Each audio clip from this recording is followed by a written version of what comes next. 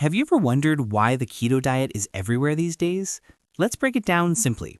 Keto is a high-fat, moderate protein, and ultra-low-carb diet that shifts your body's main fuel from carbs to fats.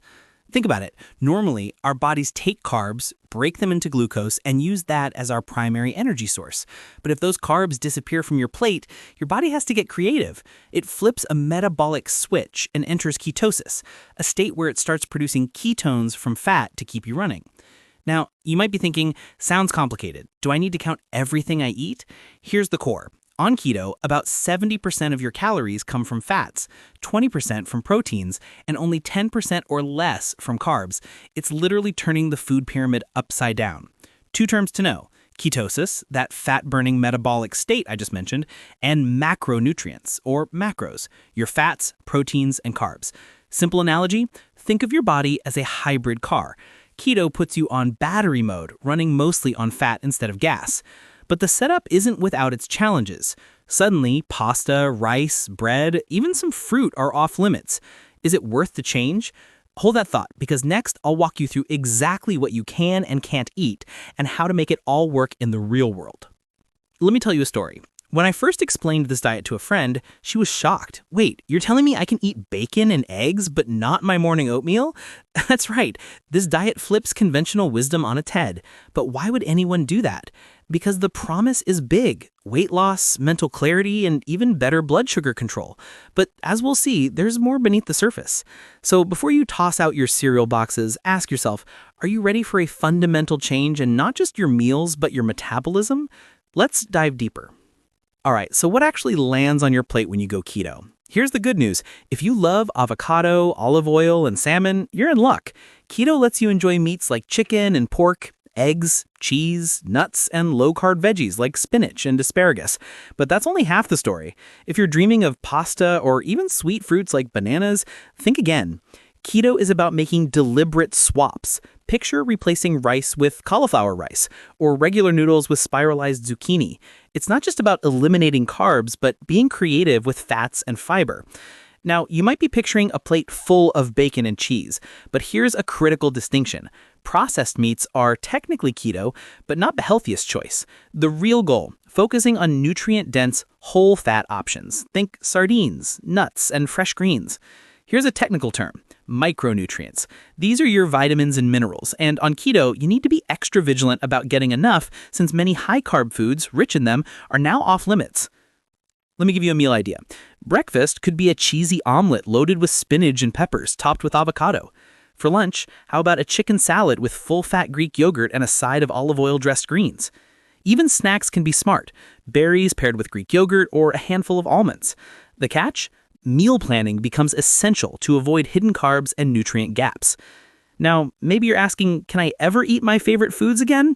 The honest answer: you can get creative with substitutes, but true keto means saying goodbye to bread, cookies, and most traditional desserts. The advantage? Once you learn the rules, you don't have to count every calorie. Just focus on those macros. But a word of warning: some people fall into the trap of eating nothing but bacon and cheese, which can backfire health-wise.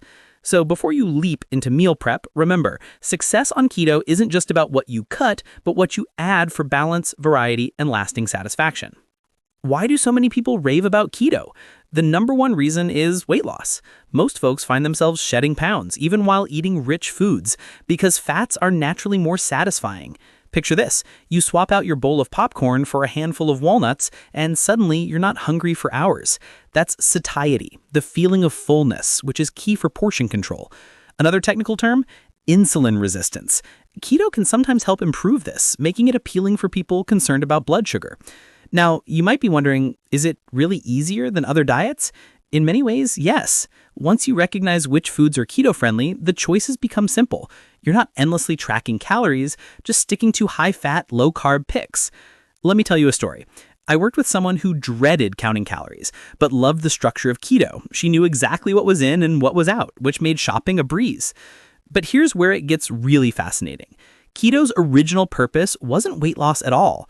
Back in the 1920s, doctors developed this diet to help children with epilepsy reduce seizures.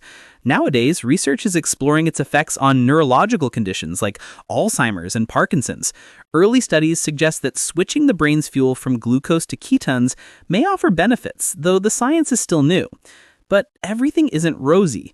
If you're considering keto for a medical reason, it's vital to consult your doctor. And while the diet's simplicity can be freeing, it still requires some nutrition know-how and cooking skills to do it right. So, is the keto diet a magic bullet? For weight loss and brain health, it shows promise, but it's not for everyone, and the long-term effects are still being studied. Next, let's tackle the very real downsides and risks. If you're thinking, what's the catch? Great question. No diet is perfect, and keto has its share of risks. The first hurdle is the infamous keto flu. Imagine starting a diet and suddenly feeling like you've caught a cold, headaches, fatigue, nausea, and more. That's your body adjusting as it shifts into ketosis and flushes out electrolytes like sodium and potassium. Here's the fix. Up your intake of electrolyte-rich foods like leafy greens and nuts, or consider adding a supplement. But the risks don't stop there. Research now suggests that a poorly planned keto diet, think lots of processed meats and very few vegetables, could increase your risk of heart disease. Here's where the technical terms come in: saturated fats and LDL cholesterol. If you build your meals around bacon and sausage, you might spike these, which isn't great for your arteries. Now, you might be thinking, but if I stick to healthy fats and whole foods, am I in the clear? Mostly yes, but keto isn't for everyone. Pregnant or nursing? Skip it. History of eating disorders? Not recommended. Have chronic health issues like heart disease? You'll want your doctor's guidance. Let's not forget, cutting out entire food groups means missing out on important nutrients. Fiber, for instance, is often lower in keto diets, and that can mean trouble for your digestion. The solution? Prioritize low-carb, fiber-rich veggies and nuts. If you're managing diabetes, keto can help, but it's not the only path. Plenty of people control blood sugar while still enjoying whole grains and fruit. So before you jump in, ask yourself, is this something I can sustain? Research shows the best diet is the one you can stick with long term. If the idea of forever giving up bread and fruit sounds terrible, it might not be the best fit for you. Up next, how to approach keto wisely and where to find resources to set yourself up for success. Let's wrap it up. If you're considering keto, remember, personalization is key. The healthiest version of keto focuses on whole foods, plenty of veggies, and healthy fats like olive oil and avocado. Want to try it safely? Consult a registered dietitian or doctor, especially if you have underlying health issues. Meal planning becomes your best friend. Stock up on fiber-rich, low-carb vegetables, experiment with healthy fat sources, and limit processed meats. Think of net carbs. That's total carbs minus fiber. It gives you a clearer picture of what you're really eating. You might wonder, what if I miss carbs too much? The truth is, there's no one-size-fits-all approach to health. For some, keto unlocks more energy and better focus. For others, it feels too restrictive, and that's okay. The best diet is the one that fits your lifestyle, physically, mentally, and socially. If you do take the leap, educate yourself, read up on nutrition, join supportive communities, and stay in tune with your body. Watch for warning signs like persistent fatigue or digestive issues, and don't hesitate to adjust if things feel off. Ultimately, keto is just one tool in your healthy living toolbox. If you decide to try it, do it the right way, with awareness, flexibility, and a commitment to nourishing your body. And remember, you don't have to go it alone. Resources, recipes, and support are just a click away. Here's to making the healthiest choices for you.